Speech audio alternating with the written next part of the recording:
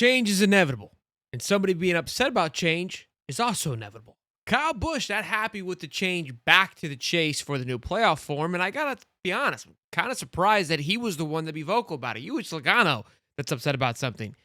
He's been pretty good about it. Let's talk about it. I thought we got away from it for a reason in the past, so I'm not real sure why we went back to it. The reason why we sort of went away from it was obviously Jimmy Johnson's dominance, number one, but I feel like number two is there were times where guys like myself who would have one bad race or two that would then knock them out of the championship, basically. Like I finished third one year, I finished fifth another year just from having a wreck in one race, like Talladega. You get caught up in a wreck and boom, you can't make up enough points to get back to the championship, but you're going to finish third in points. I got wrecked at Kansas one year, and that put me fifth in the championship, I think, So it's just stuff like that I don't really agree with it. But with the racing the way that it is today and everybody running over everybody all the time, you might see all 16 of us have a bad race. So, if all of us have a bad race, then that could just sort of be construed as your throwaway and you got to be good in the other 9. But, who's to say? We don't know. We'll see how it plays out. But obviously everybody's going to look towards, the regular season and maximizing all the stage points, things like that. Points racing, So, look, basically. obviously, Busch brings up a lot of great points here in the sense that, wrecking is a big factor of kicking you out of the chase. Obviously, we want to reward consistency with this new chase playoff. But to answer that, I really feel like there's only one true track, in my opinion. The short tracks, things can get aggressive, you can get knocked out, but you can always find your way back onto the track to make sure that you can somehow try to scurry up some points if need be, earn yourself some stage points as well. Talladega is really your only factor here that's going to just completely wipe you out of a race that typically isn't your fault. Look, bad luck's going to happen. Engine's going to get blown, unnecessary flat tires. That's NASCAR. Like, that is the name of the game. So that's going to be a factor in any essence of the game. And it was a factor with these past playoffs, with the win and you're in. Look, it got to the point where you still need to be consistent, but I guess you were always, if you were in that round and alive, you still had a chance to move on to the next round because you could find a firecracker hole and a crap shot and find a way to win. But he speaks towards the end of this interview. He goes, well, this new point system rewards winners. Well, even these tracks still rewarded your same top 5 guys. So it's kind of very, counteractive to what he was saying, in my opinion. We're going to talk more about kind of the Talladega-esque part of this here in just a moment. And for somebody who won this style of racing in 2015, he won the chase style, found it very surprising, in my opinion, that he wasn't a fan of it. Especially, I think there's a overwhelming support going back to this away from the playoffs. I am very excited about it. I think they made a great change from getting rid of the Roval to back to the Oval in Charlotte, getting rid of a road course in the playoffs. This thing is going to be must-watch TV, in my opinion. And yes, I do believe they're giving you more points for rewarding on the stages, which he did make a point. Do we just find ourselves racing for points versus wins?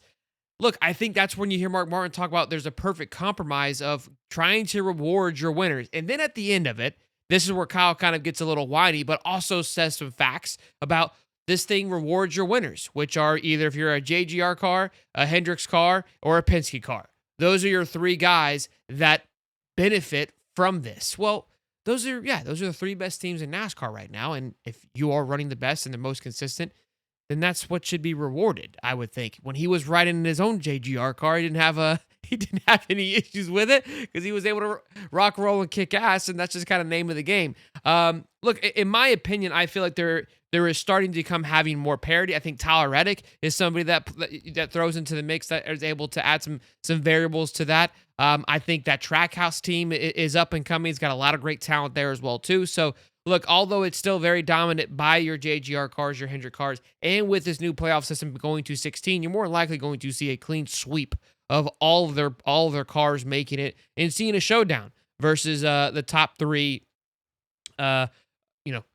companies there. So that obviously is another factor. But I was very shocked once again, to see Kyle not liking this change, especially with there being a lot of positive feedback. SVG did not surprise me. Joey Logano, who we've all, plenty of people have made jokes and discussed of how this does not favor him, this new style, has said, look, I'm going to race whatever they put in front of me. And that's kind of the mindset you have to have. You got to learn to adjust and thrive on what does well. But even with the flack that Joey Logano gets, he has been able to show dominance and consistency in the playoffs on those tracks, which is still half the battle. So look, I would like for Kyle to get back to his form, and he even spoke to this too, understanding where they were with RCR, and they spoke to how qualifying will be very important, because if you can position yourself in the front of the pack to get early on stage points, that can be huge, and that's where RCR has struggled. That's hasn't been our strength. We've been playing from the back of the pack for the race and having to work our way up, meaning we're not getting a lot of stage points. We may finish up there, top 15, top 10 every now and then, but we went around on the track, 300 much plus times and didn't receive any other points for those other times. When you got Penske's and those guys that just literally will just dominate the entire race,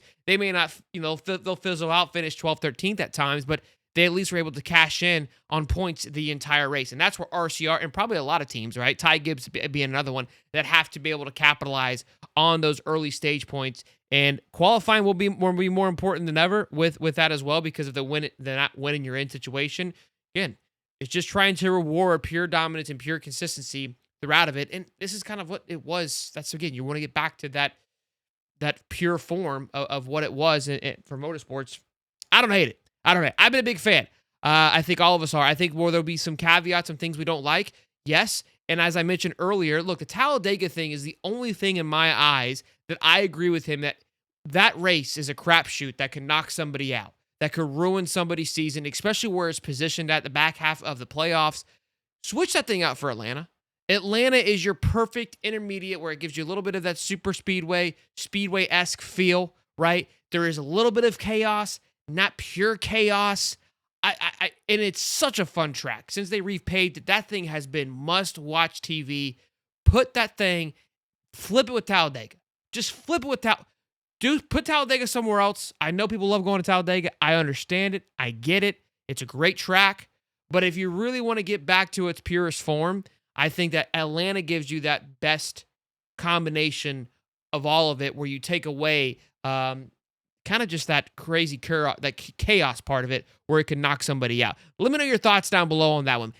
Taking Talladega out may not sit right with people, but kind of think big picture here with me. Tomorrow, right? In just a couple hours from now, for whenever you're watching this, the Clash is on. We had some race car drivers. Ricky Stenhouse was had the shoveling out the stands for everybody to go in there. They got the parking lot ready to rock and roll. I'm not quite sure of the roads to get to the course or the track, how that's looking as of now, but everything seems to be good to go, rocking and rolling. There was rain on the radar, which rain tires were sent in case that were to happen, but they are prepared. They are racing. We are good to go. All is past. The chaos is done. And now look, now that we're all done and we get our racing tomorrow, we can quit complaining. We can quit talking about where it should be and where it could be and all that good stuff.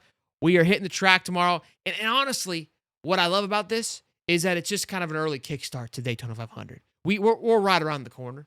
You know what I mean? We got the Super Bowl on Sunday, and then it's Daytona 500 week. So this is kind of like that little teaser, and we'll have plenty to discuss, plenty to talk about for those 5 days. Got a smaller window now between this week and obviously Daytona week, which I do like. No bye week in the middle of it. So the Clash is here. The Clash took up a lot of our time, I think, the more than any of us anticipated, but nonetheless, here we are. I've been pretty adamant that nobody would take down the number 40 car, the Junior Motorsports Justin Allgaier Buffalo Trace 40 car. I've already ordered the diecast. It'll be here at probably next summer. That's how those things work, but it's coming. All right, it'll be here. Time will tell. It will be arriving. I ordered a helmet. I think it's a mini helmet. I don't think it's that size, but that's besides the point. But this car's giving it a run for its money. You slap an Eagle, red, white, and blue, stars and stripes on anything, and it's automatically going to just surge to the top. Big fan. Wish it wasn't the 71 car. Like, that just doesn't feel right to me. That's the only thing we're missing here. 76 would have been sick, just for one day. But I mean, you just got a big bald eagle across the center of it. You really can't go wrong with it. And you were going to see that thing screaming down the track. I believe it's Graham McDowell, which he's obviously had his success at the Daytona 500. So I'm sure we're going to be seeing that. That's my bald eagle impression, just flying around, going about 200 miles an hour. So I'm excited for that. But I don't know if it surpasses Junior's, but damn near it's top 5, top 3. We'll wait and see. Okay. We'll see how the rest of these paint schemes come out, but I'm loving these two thus far. Very excited about it.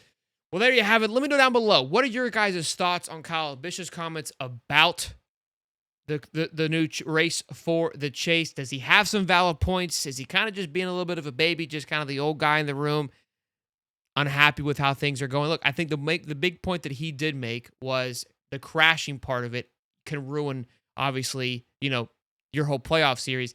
The host countered with, well, that's why they're giving you more points for winning, and that's when he got on their tangent about, well, yeah, if you can win, well, so that's your problem, Kyle. You ain't winning, all right? It ain't got nothing to do with the playoff styles. You ain't winning races because you win races, you love this thing. Even if you do have a little bit of bumps and bruises. Ryan Blaney had a ton of bumps and bruises last year, but his consistency and his dominance allowed for him to have success and maintain success through the playoffs. Ultimately, I think those bumps and bruises kept him out of it because he was so far back, but that's just the name of the game. That's NASCAR. That's, again, we want to reward consistency. So leave your thoughts down below. Who's your winner for tomorrow in the Clash? I'm gonna get your thoughts. What are your early bets? Did Ricky Stenhouse get some good juju for shoveling? I don't know. We'll see. Smash the like button. Hope you guys are enjoying the content. We'll see you boys in the next one. Peace and love, baby.